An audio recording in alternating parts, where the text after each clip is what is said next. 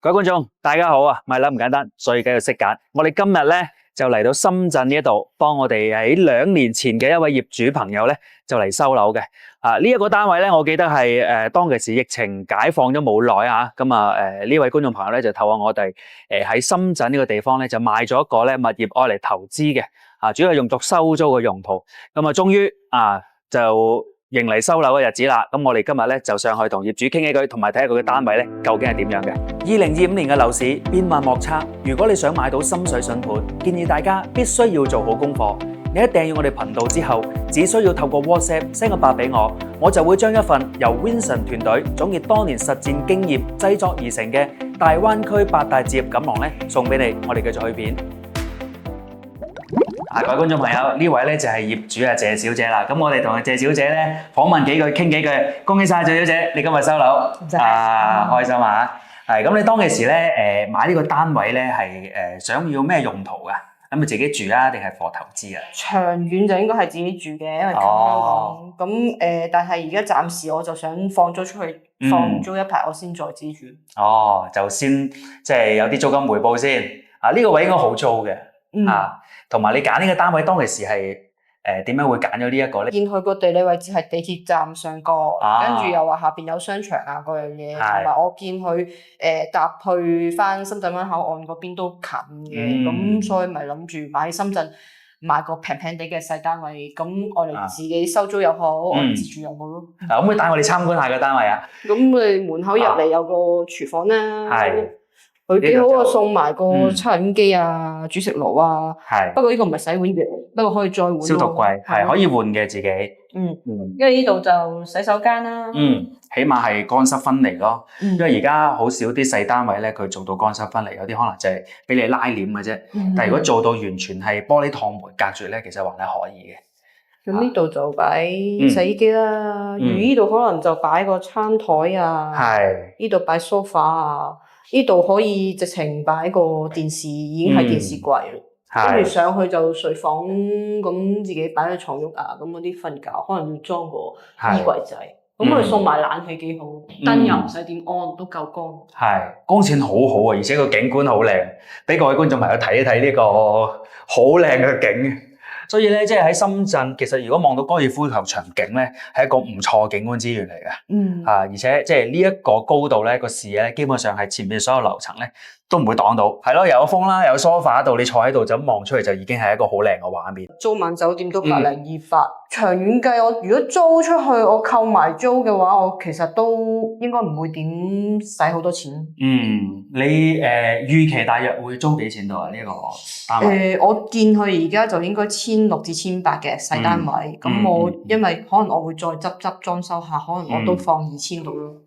咁我見頭先啦，即係喺我哋拍攝之前咧，都有啲潛在嘅租戶就已經上嚟望個單位啦。咁其實咧都反映到其實呢一個地方嘅租務市場應該都還係 OK 嘅喎。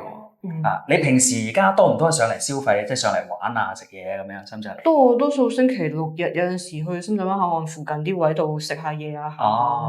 你今次過嚟用咗幾耐時間？方唔方便啊？覺得50零分鐘咯。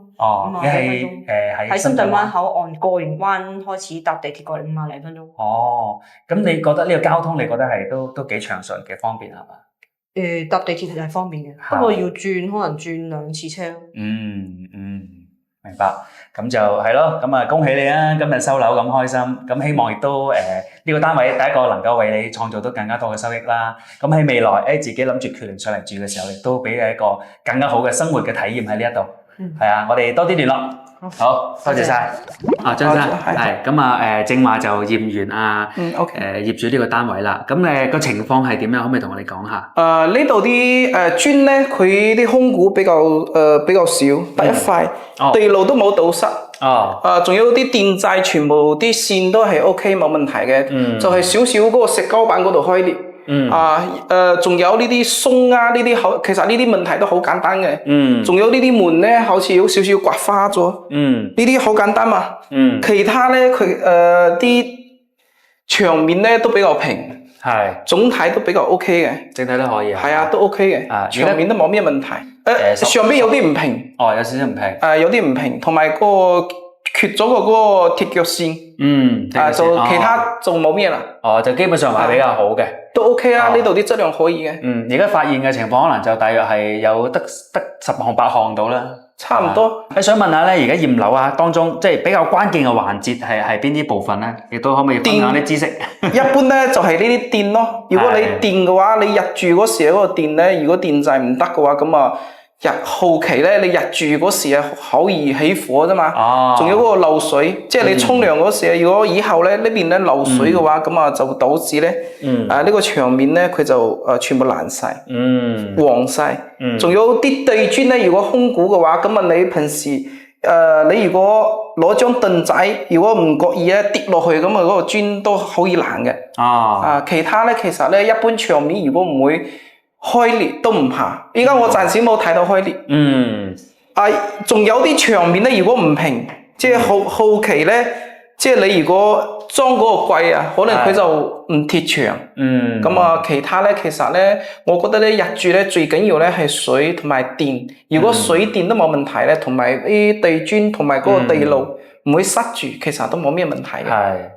係頭先咧，我見到驗嘅時候咧，都真係驗得好仔細，係包括一啲渠管啊。咁可能過往有啲驗樓師傅好簡單啫，就係放下水睇下佢塞唔塞，正常去水就算啦。但我見到你咧有個 cam 咁可以伸入去啲，係可以睇到嘅。係啦，可以入去睇埋嗰啲古紙，會唔會真係有啲可能石屎喺裏邊，或者啲裝修嘅材料，你唔知，可能去到水啫。但係如果時間長咗，日子耐咗，有可能塞又唔定。因為你有時你沖涼嗰個頭髮可以整落去啊嘛，咁啊你下底如果有啲石，咁啊佢嗰啲頭髮佢落唔到嘅，越嚟就越多嘅，咁啊後期咧你排水就唔會咁順。依家我睇到係冇嘅，有啲地方咧佢嗰個地路好多水泥。